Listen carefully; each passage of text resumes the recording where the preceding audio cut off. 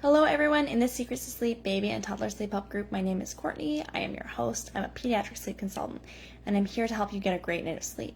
I wanted to answer this question today. Why does it could be a baby, it could be a toddler, but I was talking to a toddler mom today, okay? Why does my toddler struggle with sleep even though I am doing all of the right things, okay? Every family I get on a call with when I do free sleep strategy calls always tells me, we have a sound machine, we have our white noise machine, we have blackout curtains, we use red lights in our rooms, maybe some of them. We're on this sort of a nap schedule. Every family gives me this piece of information, and then they go, why can't my baby or my toddler sleep well? This is so interesting to me. It shows that, our culture knows certain things help with sleep, okay? I'll be perfectly honest with you. I hate white noise machines, and every time if I'm doing in-person services, I turn them off because I find them really annoying. They don't make babies sleep well. They can be a tool. They have a purpose. The purpose for a white noise machine is, two reasons. One could be calming. It could be kind of helpful for babies, but the main reason for a white noise machine is actually to block out loud noises. So for example, if you have a baby sleeping in their bed and you have a toddler running around screaming, a white noise machine is a great tool for that. White noise machines in and of themselves do not help babies or toddlers sleep well. Like, they're a tool that has its place, but it doesn't change the sleep situation.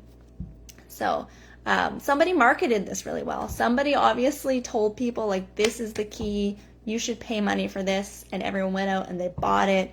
And to me, I'm like, it's virtually a waste of money. It has its place, it has its thing, it does, but unless it's something that you love and you feel like it helps in these areas, then I don't use them. I think that they're very annoying. Okay, so why does my baby or toddler not sleep well when I have a really great this, that, and everything else? It's because we're not pinpointing the reason why our children struggle with sleep.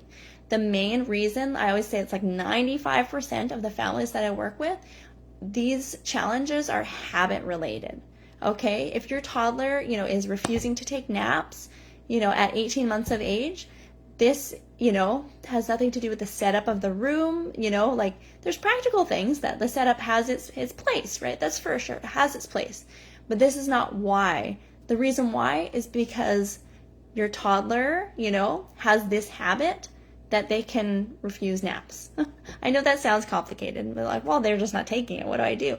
And this is where I do programs, and I've offered lately a toddler package. So if you have a toddler that, even if it's just naps, okay, I was on a call with someone today and all sleep is great and it's just naps, for an 18-month-old, if you have a toddler that struggles with naps and that's your one thing and you're just like, man, if only there was like something that we could do about these naps, just so you know, I have a toddler package and we can work for a week and a half to work on naps and the struggle that you have with naps. You don't have to keep on with your nap struggle.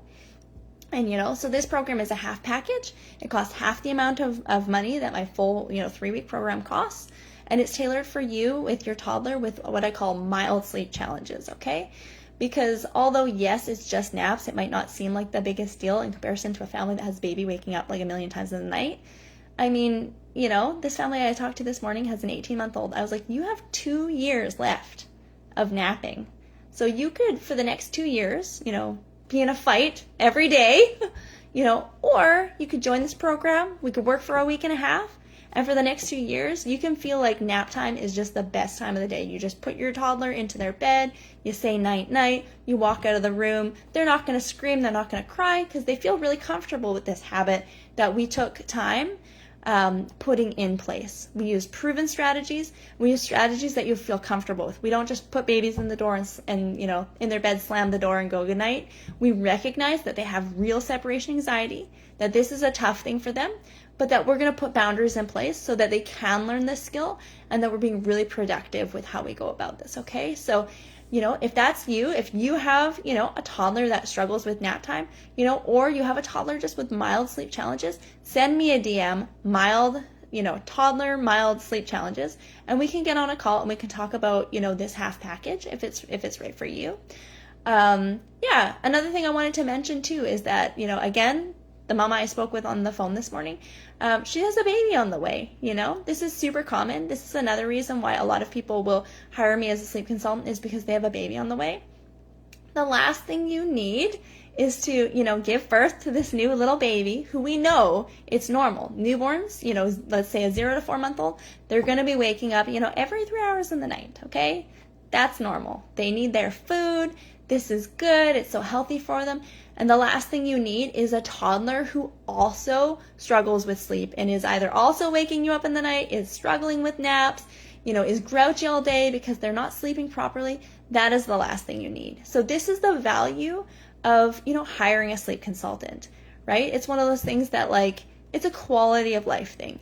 If you want to have your baby and just enjoy this wonderful newborn stage, yes, it's challenging. The baby's going to wake up every few hours of the night, but it's reasonable, right? It's reasonable if you only have to do it for, 4 months until they can really start to, a 4-month-old baby can wake up about twice in the night when it comes to how many calories they need. That would be reasonable. Obviously, some are going to sleep through the night, very quickly, right? Some might need a little bit longer, but that's pretty, normal is what I would make as an age-appropriate goal for that age, okay?